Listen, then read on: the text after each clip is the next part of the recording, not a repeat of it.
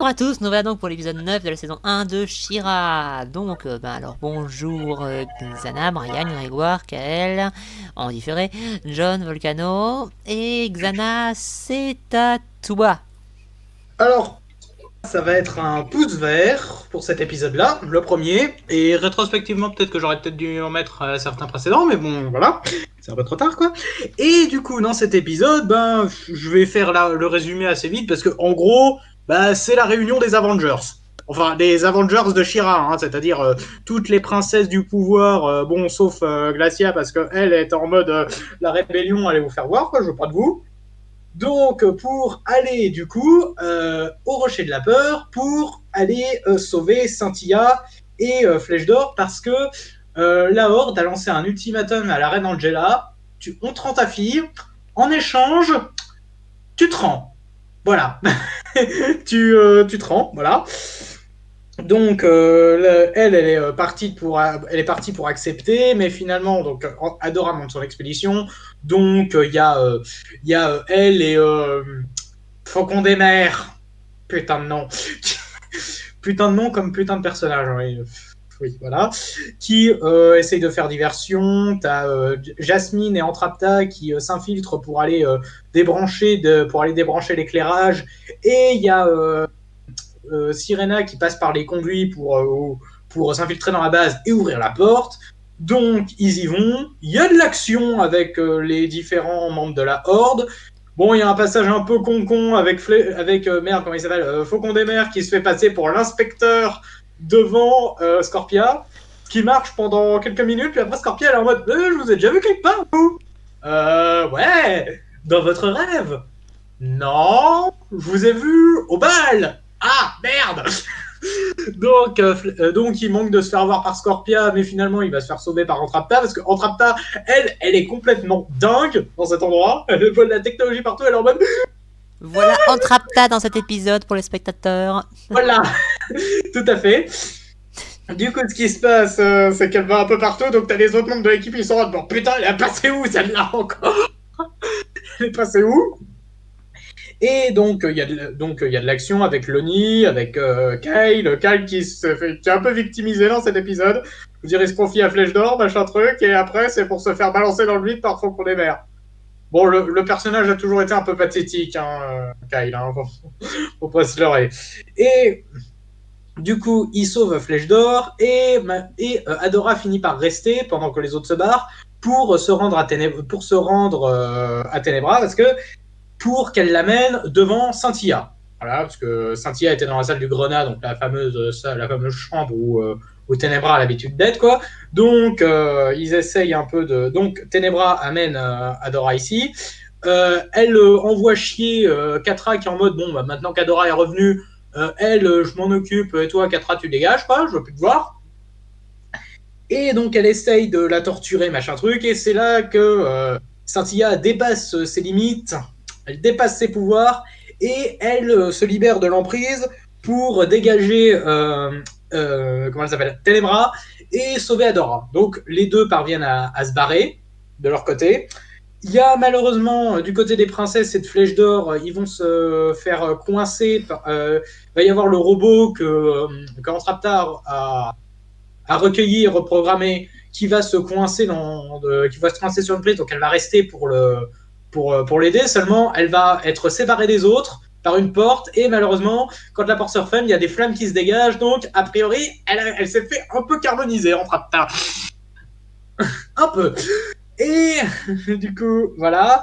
Il y a Adora et Cynthia qui se retrouvent coincés, puis il y a Catra qui arrive et qui donne l'épée à Adora en mode vas-y, casse-toi. Va-t'en. Et du coup, Adora se transforme en She-Ra, ils parviennent à se barrer, à rejoindre les autres, et ils apprennent pour la disparition d'Entrapta.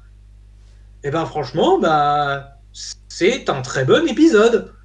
Voilà, on exploite bien les méchants. Là, c'est la première vraie confrontation contre la Horde sur son propre terrain en plus.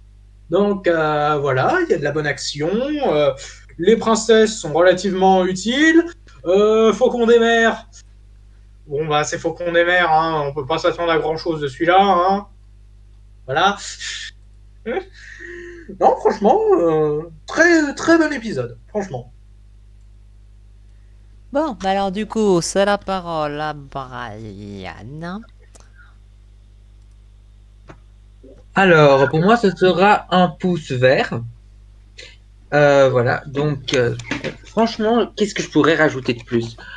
Honnêtement, j'ai longtemps hésité à mettre un pouce bleu parce qu'il y a deux, trois petits détails qui m'ont un petit peu gêné, mais comment dire, ça m'a pas trop gêné tant que ça. Alors, premièrement, ok, premièrement, on a Adora qui fait un plan et personne ne le respecte. Ok, c'est typique, mais c'est pas gênant. Mais celui qui gâche le plus, c'est quand même Faucon des mers. Ce personnage, qu'est-ce qu'il fout dans cet Non épisode? mais moi j'ai une Il fout question, rien à dans cet quoi il sert épisode. dans cette série, bordel? Mais dans cet épisode, il sert à rien. Non mais moi j'ai vu toute la Mais à série, j'ai part toujours me pas faire compris à rire, quoi il il arrive à sert. me faire rire donc, bêtement, quoi. J'ai D'un j'ai Je autre vu... côté, parie ça ramène un peu. Putain. je parie ce que D'un vous autre voulez que c'est lui qui a rendu Sirena complètement blasée. ça m'étonnerait pas. Mais ce que je veux dire, c'est que la seule utilité dans cet épisode, c'est quoi? C'est, comment dire, rabaisser Scorpia. C'est chiant, mais heureusement qu'elle le reconnaît un peu à la fin, mais sinon, à part ça, ce personnage, franchement, voilà. Mais à part ça, je trouve l'épisode assez prenant à suivre. Je trouve que chaque personnage arrive à être utile. Merde, je pourrais même te dire que le personnage qui m'a le plus surpris dans cet épisode, enfin, parmi les princesses, c'est Jasmine. Vraiment, franchement, au début, je ne l'aimais pas dans l'épisode dans lequel elle était introduite, mais là, franchement, je l'aime beaucoup dans cet épisode-ci. Même Serena, même avec son petit côté blasé, elle arrive quand même, enfin, j'arrive à l'apprécier. Quant à Entrapta, c'est autre chose. Oui, je l'aime bien. Enfin, je veux dire, dans cet épisode, elle arrive à se rendre utile. Mais je vais revenir sur une scène en particulier qui m'ennuie, mais bref. Du coup, on a le sauvetage, on voit vraiment comment dire, comment expliquer que Flèche d'Or et Cynthia, ils savent rien faire de leur côté tellement ils sont prisonniers. Et j'aime bien le fait comment dire, qu'on se concentre un peu sur le personnage de Kyle. Oui, il est présent depuis le début et ça a toujours été un peu le plus faible de la bande, on va dire. Et personnellement, j'aime bien un peu la conversation entre lui et Flèche d'Or, personnellement, au point de le faire libérer, parce que lui, au moins, il a trouvé quelqu'un qui peut l'écouter. Après, je trouve ça un petit peu forcé, surtout que ça ne servait à rien par la suite. Mais ce que j'aime surtout, c'est comment dire, la relation entre Catra et Ténébra. Franchement, j'ai beaucoup aimé parce que déjà le fait que Ordrak félicite Ténébra alors que c'est Catra qui a tout fait, c'est typique, c'est basique, mais personnellement moi j'aime bien. Surtout que Ténébra, elle prend toujours son ascendance sur Catra. Moi j'aime bien. Et lors de la confrontation finale avec Adora, franchement, moi j'ai bien aimé quoi. Ça prouve vraiment que Ténébra apprécie Adora malgré sa trahison. Et ça j'aime bien. Est-ce qu'elle l'apprécie ou est-ce qu'elle est cinglée d'Adora? C'est la question. Hein. Ça, j'en sais, ça, j'en sais rien. Mais on voit que Adora est toujours sa préférée malgré ça, tu vois. Et franchement, franchement, ça rend Catra complètement jalouse, quoi. Et ça se voit dans la scène où Catra donne l'épée à Adora à la fin, ça j'aime bien.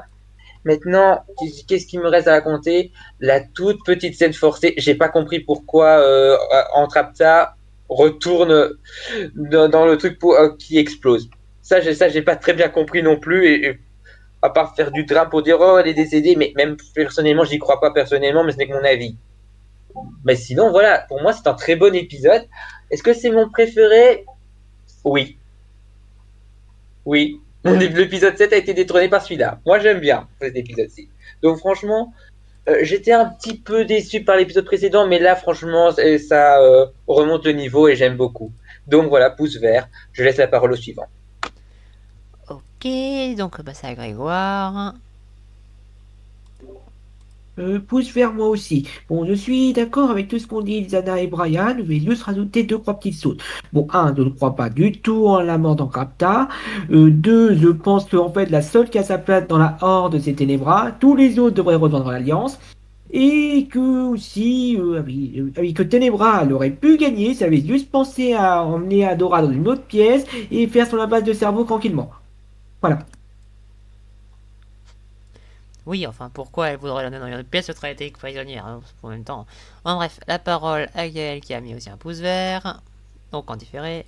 Cet épisode mérite un immense pouce vert, parce qu'il réussit totalement ce qu'il veut faire, et c'est génial de le voir. L'infiltration, les moments un peu d'action, de tension, d'urgence sont excellents dans cet épisode. J'ai très peu de choses à dire, si ce n'est bravo. Et même le moment émotion à la fin, on se dit et merde. Il y a eu des conséquences. C'est bien. Honnêtement, cet épisode, la première fois que je l'ai vu, je me suis dit, ben voilà. Ça, si la série nous fait des épisodes comme ça, c'est excellent. Pouce vert, pouce vert, pouce vert. Et voilà. Vraiment, cet épisode, je le conseille. J'ai très peu de choses à dire au jour. En fait, hein, c'est vraiment... J'adore l'épisode. Merci à tous d'avoir suivi, à très bientôt. John, c'est à toi. Pouce vert. Alors, je suis à peu près d'accord avec tout ce qu'a dit les autres, mais je vais rajouter quelques petits trucs comme Grégoire. Alors, moi aussi, je pense que personne n'a sa place dans la horde, même Catra, parce qu'en vrai, Catra, elle a juste été recueillie par les mauvais gens. Donc, Kyle, que je trouve pas pathétique, je trouve juste gentil, qui n'a pas d'amis. Aussi, Ténébra peut modifier ou effacer la mémoire des gens. Ok, on n'a pas très bien défini dans ses pouvoirs. Bah, donc je pense techniquement, qu'elle elle peut faire était ça. une grande magicienne, donc du Faucon des coup. mers, vu que la princesse Hippie est devenue cool, Faucon des mers est repassé pire personnage, Catra a toujours premier. Cet épisode est le meilleur épisode pour moi. Et d'ailleurs, Cynthia, un moment après qu'elle a réussi à se libérer de façon badass, elle essaye de se téléporter, elle peut pas, il y a les grésilles rouges à côté d'elle. Donc est-ce que Cynthia ne peut plus se téléporter? Peut-être. Et je crois pas du tout à la mort d'Entracta. On passe au suivant. Volcano, c'est à vous. Pouce vert parce que juste deux, trois choses à redire. Le personnage Faucon des mers, là, machin truc, là, je sais pas, mais j'en ai rien à foutre, elle sert à rien. Pareil pour l'autre personnage un peu beauf dont j'ai oublié le nom. Si quelqu'un peut me rafraîchir. Bah, si tu nous donnais des trucs plus détaillés, ce serait bien. Celle qui est dans les gentils, là, l'espèce de sirène. Irène, hein. Sirena. Bon, elle sert un peu à rien. Sinon, le reste, tout est bien maîtrisé, tout a déjà été dit. Rien d'autre à rajouter, je passe. Ok, donc maintenant, bah, ça va être la... Ah bah c'est à moi. Donc, ça sera aussi un pouce vert, parce que un des rares problèmes de l'épisode, c'est Faucon des mers, qui est juste chiant. Mais bon, je peux pas dire que c'est un défaut, étant donné que, ben, il est comme ça, le personnage, donc du coup, c'est pas un défaut particulièrement, même si je le déteste. Mais voilà, donc du coup, bah, tout ce qu'on a, bah, c'est vrai tout ce qui a déjà été dit. C'est globalement, il y a l'alliance pour récupérer les autres. Il y a notre chère Cynthia qui va surmonter sa douleur pour réussir à se téléporter. Ça va faire des dégâts pour libérer Adora au final. Et surtout, Entrapta qui est dingue de technologie, elle est aux anges dans cet endroit, mais juste aux anges. Elle va reprogrammer son robot, elle va contrôler l'endroit, si bien qu'en fait il l'aurait suivi depuis le début sans suivre le plan d'Adora, bah, il serait allé beaucoup plus vite, parce qu'au final elle a littéralement pris le contrôle de l'endroit presque. Ou presque, enfin bref, du coup voilà, et du coup bah c'est Entrapta quoi. Entrapta est génial, mais bon, j'ai pas déblatéré pendant 15 ans, tout le monde a déjà dit. Ça a déjà été dit, donc du coup bah je vous renvoie aux alliés de Xana et des autres. Sur ce, ben... Est-ce que quelqu'un a un truc à rajouter? Non. Non. D'accord, eh bien, on vous invite à aller voir la vidéo de Mayo. Ah, t'as dit quelque chose, Gana? Non, j'ai dit non. D'accord, bah vous invite à aller voir la vidéo de Mayo et à la prochaine. Bye. Bye.